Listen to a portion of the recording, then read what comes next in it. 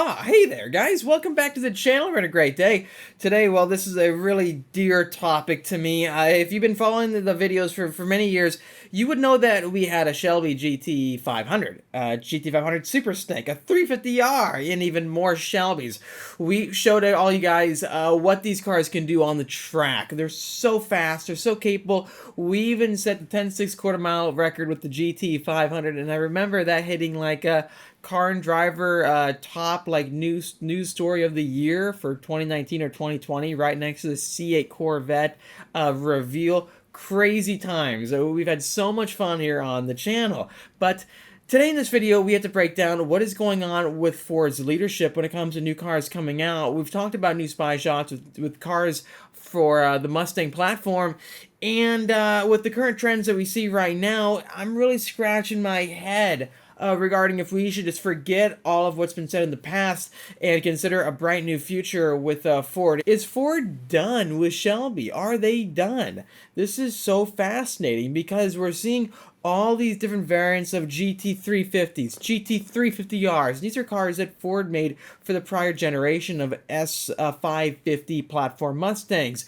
So we're going to take a close look at what's replacing Shelby's right now, what they're adding in new. We've checked out the dark horse. Let's take a look more at the new Mustang RTR. Stay tuned till the end of the video as we break down our thoughts. This is a new Ford Mustang RTR, finally seeing it in person out here, and as you guys know, it's got the upgraded 2.3 liter high-performance turbo motor Ford offers, so it's not the V8, and you have 310 horsepower with about 350 pound-feet of torque. This is the first factory RTR from Ford, so I know the Von Ginn Jr. and the team is very stoked about this car. Let's check it out and see, well, is it worth the price, or should you just jump and get the GT?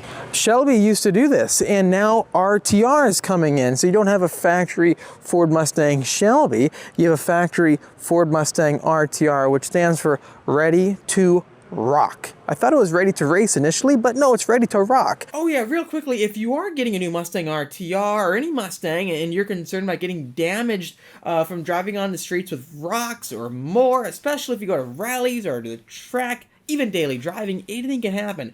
I found the solution and started Speed Phenom Film because of it. I was sick and tired of walking away from my car, seeing chips that my eyes can't stop getting glued at, and I found paint protection film. So that is what we do here. We specialize in installing paint protection film, PPF, on your vehicles. So if you need protection so you can get rid of that worry and enjoy the peace of mind of getting to enjoy your car without worrying about the finish getting damaged, give us a call at 760-496-8607 today for a free same-day quote. I look forward to helping you guys out with our studio here in the beach of Carlsbad, California. And I wanted to start out with the front end of the vehicle. Yes, you can see the dual striping that you get for the RTR, but coming all the way down below, you have the special iconic front end design with those dual lights and this custom brand new design for the front grille that features the RTR logo right there on the side. Plus you have these unique like indentations on the plastic resin, extended lips on either side of the front splitter with these little lines kind of made into grooves. When we move to the sides, you have custom RTR spec wheels that give you the green finished Brembo calipers, which are upgraded over the stock brakes. So you're getting upgraded stopping power, upgraded wheels. The tires themselves are the Goodyear Eagle F1s, and I've had very good experiences in the past with Goodyear tires. We have a lot of matte accents, and this is popular now with Ford. The Dark Horse has some matte accents too. It matches the side badges where the Cobra logo would usually be, and then also the side striping that goes all the way around the side of the vehicle to the wheels and then the wing. I want to point out this striping though, it actually has a metallic flake built in. And if you go all the way to the rear wing, well, that same metallic flake is there too, so it's meant to match the color of this spoiler. Same with that rear Mustang badge right there.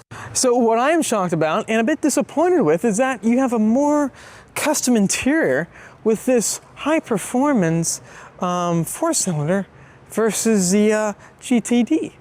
It's got more of a custom interior than the GTD because you have all the green stitching finished all throughout. You can't change the color of the stitching of the GTD.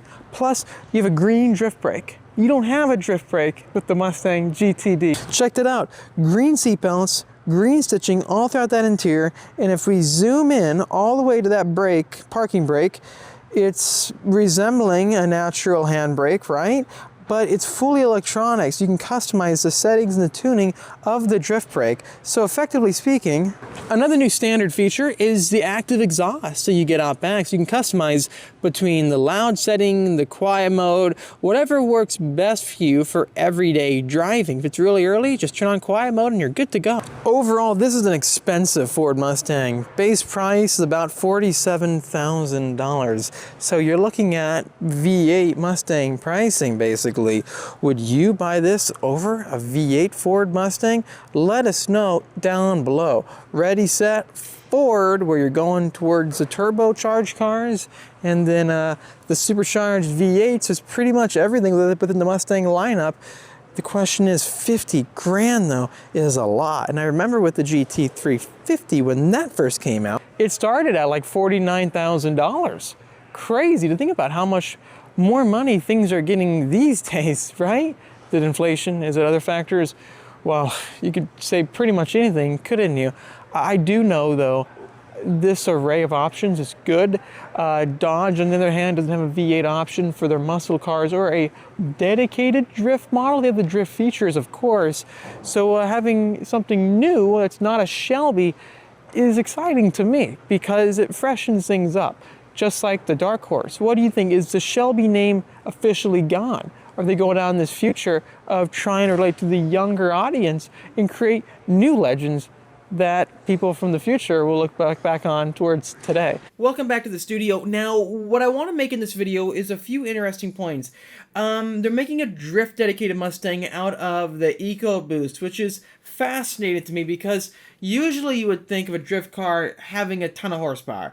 And if they wanted to go down that route, obviously, the number one thing they would do would be to get the Mustang GT, the 5-liter Coyote, and start out with the RTR there. But I think what they're trying to facilitate here is a halo car for each version of the Mustang. Do I think that we're going to have a track dedicated version of the EcoBoost above the RTR? I don't think so. And I say that because where would it sit? This is already becoming a $50,000 EcoBoost 4-cylinder Ford Mustang. It's got, yeah, the 310 horsepower. It's a capable car, and it's unique with all the drifting features.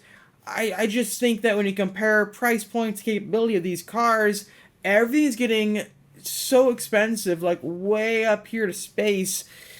Yet, I don't know if the cars are as exciting as they used to be. I'm being honest here. I'm excited for the RTR, but exciting in the sense of where's all the competition at, right? Where's the Camaros? Where's all the Challengers? It's just Ford right now playing around with the Mustang. Do you get my point? Why I said that? Yes, we have a Dark Horse, we have a GTD, and now we have an RTR. Where would Shelby fit? They just deleted Shelby out of the mix, right? Do you think there was going to be a Shelby now? Whatever's going to come next, and this is how we're going to end the video, is obviously not going to be below an RTR. It's not going to be any higher than an EcoBoost RTR in terms of the 4-cylinder platform. That begs the question. It's probably going to be, well, not below the Dark Horse Ford Mustang, right? How can it sit below? Whatever's coming next has to bridge the gap between Dark Horse and GTD. Is it Shelby? Is it? Or are they going to go reinvent something new? Maybe. I think it could be like a Boss 429. That would be sick. Let us know your thoughts down below. Do you like the new Mustang RTR? I want to get your opinions. I can't wait to drive the vehicle. I'm excited. It looks very capable. Looks cool. And I can't wait to share our opinions and feedback here on the channel Behind the Wheel for our road test or track test. Thanks for watching this video. If you liked it, please hit the like button. It really does help me out. And subscribe for much more great content coming out your way. While you do that, hit the notification bell so you don't miss a new video coming out. I'll see you in the next one.